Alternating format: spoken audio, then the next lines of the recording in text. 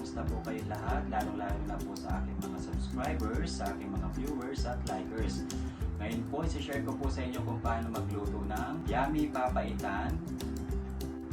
Tara guys, samahan niyo po ako kung paano magluto.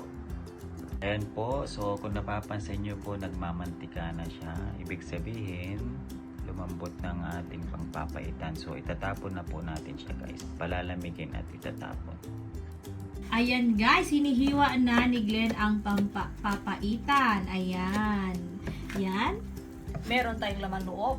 Lahat yan mix. Meron tayong, syempre, apdo. Mamaya na Ayan. yan. Oo, sige, maya na. Po ang ating mga sangkap sa aking lulutuing papaitan. Ayan po, so laman po ng lamang loob ng baka po yan. Nahiwa ko po siya, so bago ko po siya hiniwa, pinakulaan ko muna po siya na may kasamang asin. Ayan po, so 2 kilo po yan. Hiniwalay ko po ang liver para hindi po agad madurog pag pinalambot natin ang laman loob. Gagamit din po tayo ng magic sarap, ng lemon. Ito po yung pampapait natin, yung ang tawag dito, yung abdo.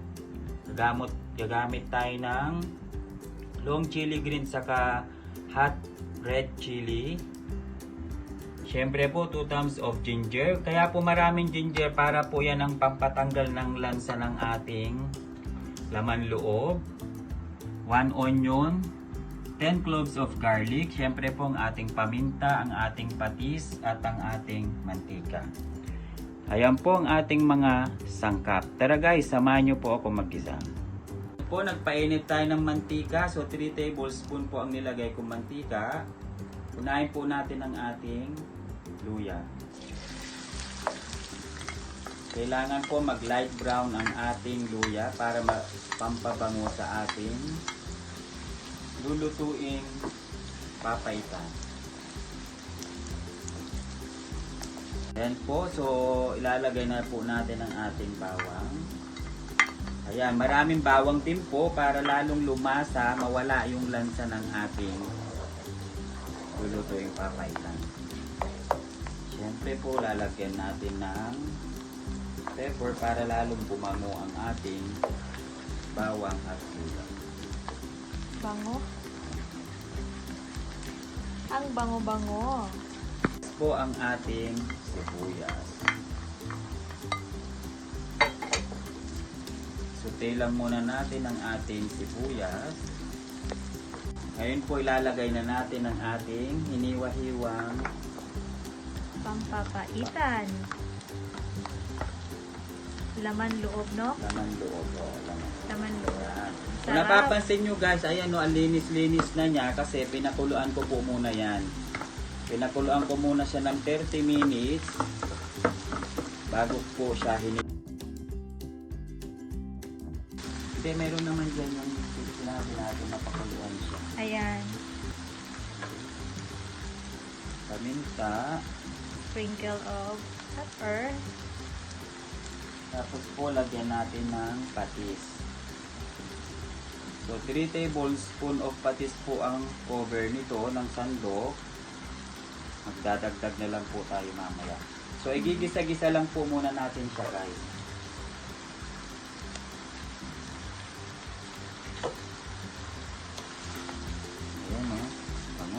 Wow.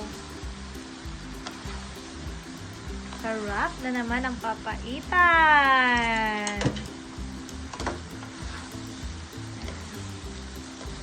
Sarap.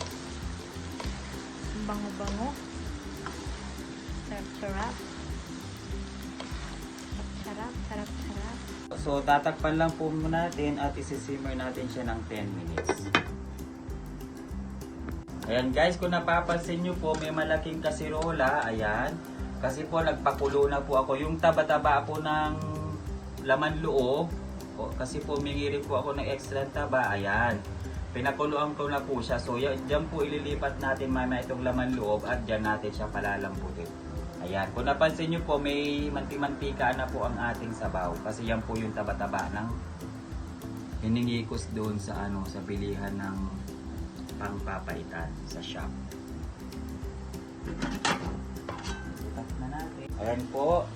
After 10 minutes,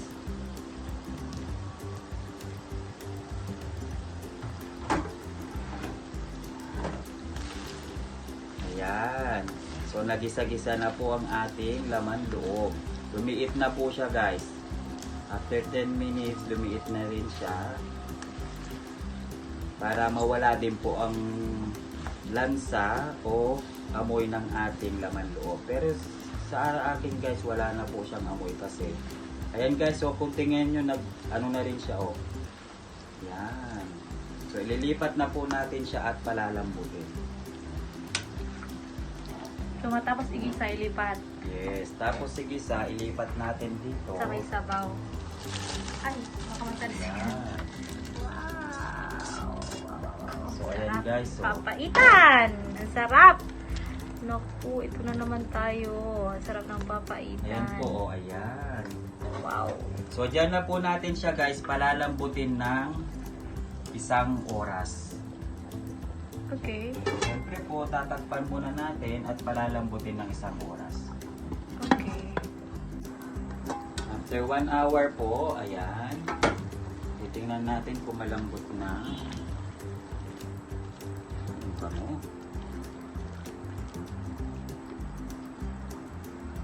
Wow, ang sarap. Lambot na, guys. So, ilalagay na natin ang ating. Ito po, humingi lang po ako ng madaming apdo. Pampapait na yung pampapait natin. So, 1 cup po ito, ilagay muna natin ang kalahati. Yan. So, mamaya-maya, titikman po natin kung medyo mapait na siya. So, kung hindi pa, ilalagay natin lahat.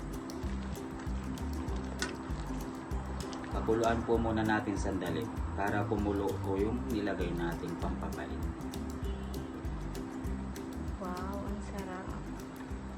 Po, kumulo na po siya. So, titikman natin kung mapait na ba siya.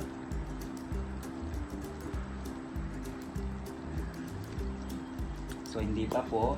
So, ilalagay na lang natin lahat.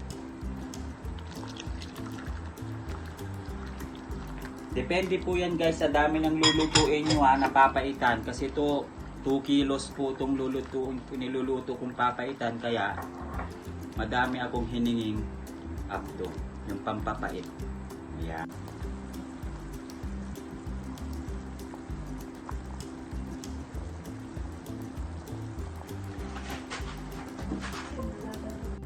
Ayan, guys, ito na po ang aking papaitan.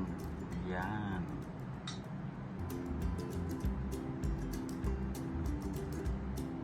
Thanks for watching, guys. Please don't forget to subscribe, likes, and share all my videos. Comments to guys. God bless us always.